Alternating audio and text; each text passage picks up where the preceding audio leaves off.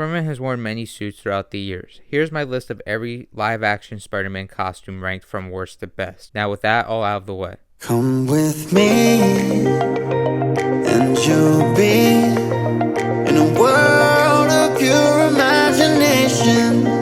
Take a look and you'll see into your imagination. Quick honorable mention goes to the Spider-Man No Way Home suit. The final suit we see in the movie looks like it's going to be his main costume moving forward. It's not on the list because we barely saw the suit in action. It looks like from what we did see from the suit, it was CGI, like that final swing scene. It looks like it was all CGI. I'm not really 100% sure, but either way, we didn't get a real good look at the suit. But from what I did see of it, I did like it. It's just a little too shiny for me. It looks like the blue on the suit is shiny from what we did see on the Spider-Man suit from the ending of No Way Home. There's also a picture of the suit as well, but again, we really didn't get to see the suit in action, and we didn't really get real scenes with the suit, so I can't really have a real opinion about this live action costume. I do think it looks solid. I just wish it wasn't so shiny. Like, the blue part of the suit looks pretty shiny in my opinion, but I do like how the red looks, and I do like the emblem on the suit. Coming in number 14, the Spider-Man suits from the 70s Japanese TV series and the American TV series. I really don't have much of an opinion about these suits. These suits look like suits that were being made in this time. I mean, it's very low budget TV shows. They look pretty similar. They look just nothing to them. It looks pretty cheap. I mean, it was made in the 70s, so you don't expect much from a suit made in the 70s. It's an okay suit from its time, and you really can't judge it. I mean, it was made so long ago. Coming in number 13, the Homecoming homemade suit. Now, when it comes to the suit, I do like the Scarlet Spider inspiration that this suit had. I do like that this suit does have a hoodie. I think a cool prototype homemade suit for Spider-Man, that's something I think would be pretty cool, is if Spider-Man had a hoodie for like one of his first suits. But then again, that's more of a Miles Morales thing for Spider-Man to have a hoodie. But I think it works for Peter Parker as well. Now, I do feel this is the worst of the homemade suits. I prefer for the homemade suits to have not a lot of color in it, just red with like a dark black color or a darker color or something like that. This is just a red and blue Scarlet Spider homemade suit. That's just a preference though. I mean, I just prefer the homemade suits to be a bit more of a darker color, like the Raimi homemade suit and the Amazing Spider-Man homemade suit. I do believe this is a believable suit for a high schooler to make for a prototype superhero suit. I mean, like, overall, it's an okay suit in my opinion. I just prefer the homemade suits to have a little bit less color in it and just like more of like a red and black. I do like that the eyes can move though. That's pretty cool for like a homemade suit. Coming in number 12, the Inside Out suit from No Way Home. I really felt like this suit was extremely unnecessary. It just took away from Tom Holland's Spider-Man to be wearing like the red and blue suit or the red and black suit like he normally wears. The suit itself looks kind of strange in my opinion, with all the little wires you can see through it, and it just looks like a really weird looking suit. I do like the black and gold. It's just you can see like these little wires throughout the suit. I just think the suit's really unnecessary. I think it looks kind of weird with all the little wires because it is inside out, so the inside of the suit I guess has the little wires because it's a high-tech suit.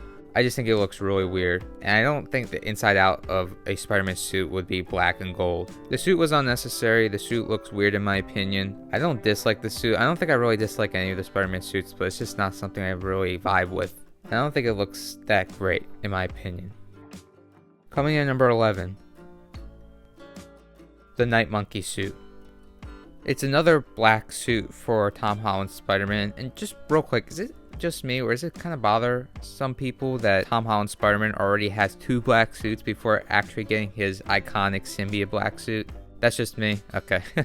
But with this suit though, I do like the Spider-Man Noir inspiration that the suit has. It's an okay suit for what it is. It's like some sort of shield suit, and I think it's just alright. There's just really nothing to the suit. It's all black, and it just takes inspiration from Spider-Man Noir, and it's not really good inspiration. Overall, it's just okay. Just nothing really to it.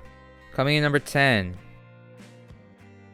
the No Way Home upgraded suit. This suit's not really that memorable. We barely got to see the suit that much in action. Otto Octavius was the one that gave him the upgraded look with the gold Spider-Man logo on his suit, which I really think wasn't that necessary. The only reason why I feel like they did that was to sell more toys and merchandise. I don't know, I think they should have just stuck with the red and black suit from Far From Home. for the final Spider-Man fight with all 3 Spider-Men and having them all team up against the Spider-Man villains. That final fight with Tom Holland's Spider-Man, I feel like he should have been wearing the red and black suit. Overall, I feel like it's just an okay suit, not really a memorable suit, and it was a really unnecessary suit in my opinion. Coming in number 9, the Iron Spider suit. For Iron Spider suit, I think this suit looks pretty good. I'm glad they didn't make the suit look like the OG Iron Spider-Man suit from the comics, because I'm going to be honest, I never really liked the Iron Spider suit from the comics with the red and gold. It looked like an ugly ketchup and mustard suit in my opinion, so I do like the MCU Iron Spider suit more than what they did in the comics. Also, they gave him 4 Spider-Man legs, but in the comics it's 3 for some reason, so I think the 4 legs is an improvement on the original design of the costume. Other things I like about the costume is I like how the blue eyes, I think those look pretty cool, and I like the blue in the costume, like in the Spider-Man logo. I think it's a pretty cool costume when talking about an Iron Spider costume, and I think it's a solid design. Coming in number 8, the Raimi Black Symbiote Spider-Man costume.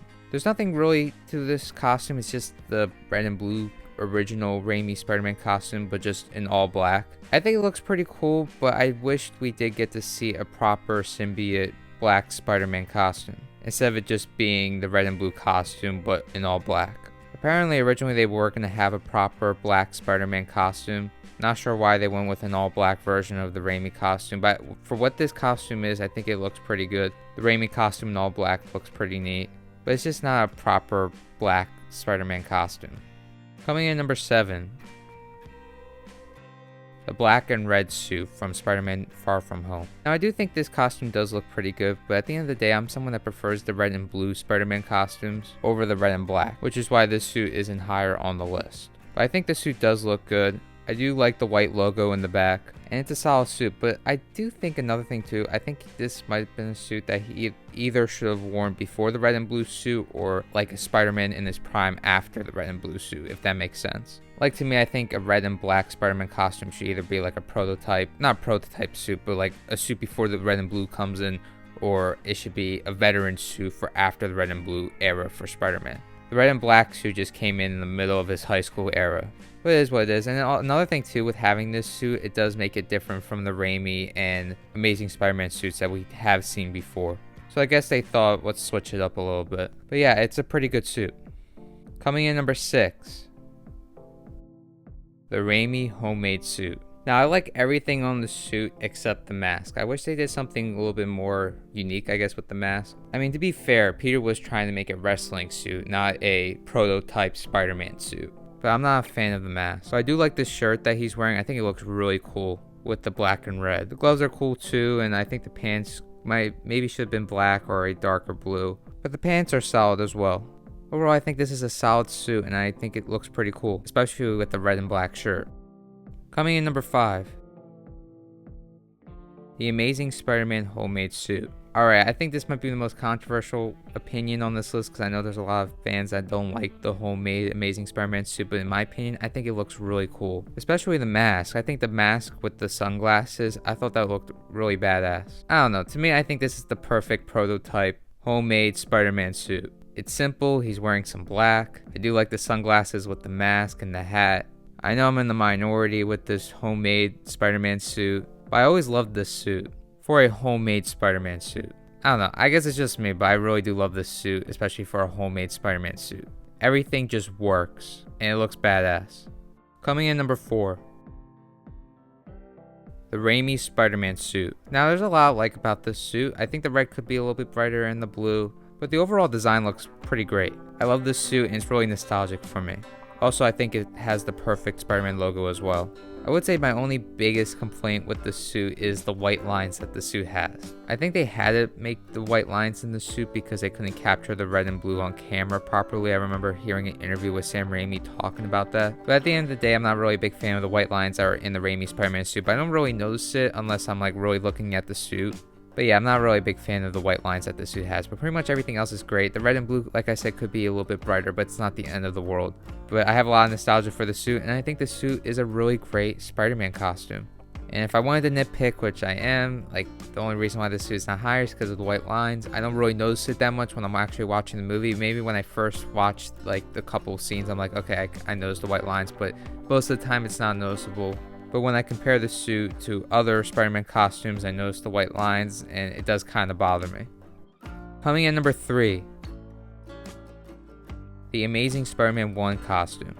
Now, I always loved this suit. I know some people think this suit looks kind of weird. For the realistic take that they were trying to do with Amazing Spider-Man 1, I thought this suit looked pretty cool. It was different. I liked the red and blue on the costume. I liked the texture of the costume. I thought the yellow eyes looked pretty cool on the costume too. Not the greatest thing in the world, but I thought it was pretty cool. I'm also not the biggest fan of the Spider-Man logo, but in my opinion, overall, this is a really great suit. There's just a lot that I love about it. Like I said, with the texture, the red and blue on the costume, I think it works. The yellow eyes, I think, looked pretty cool too. I don't think it was something that should have stuck around forever. I just thought it looked really cool with this suit. I wish we got more with this suit, but if we got more with this suit, unfortunately we would have never saw the Amazing Spider-Man 2 costume, which would have really sucked. But overall, I think this is a great costume with a couple of little things that I'm not like the biggest fan of, but everything looks pretty cool in my opinion. And it's the most underrated Spider-Man costume.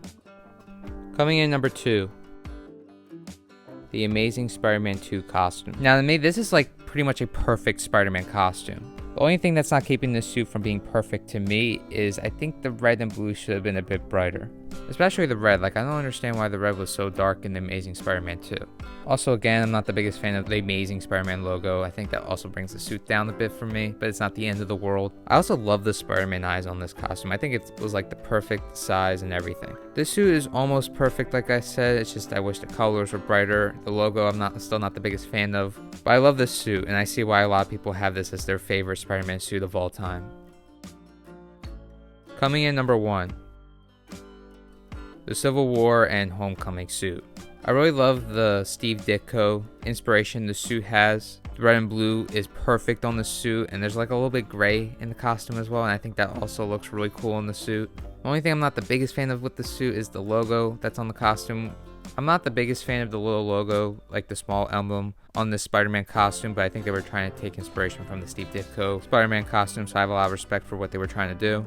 And I'm also a really big fan of the moving eyes. I should have said that about the red and black costume, but I think that's really cool with the way the Spider-Man eyes move like from the comics. But overall, I love this suit. It's my favorite Spider-Man suit as of now. I think this is the best modern day adaptation of a Spider-Man costume. I think this is such a great Spider-Man costume.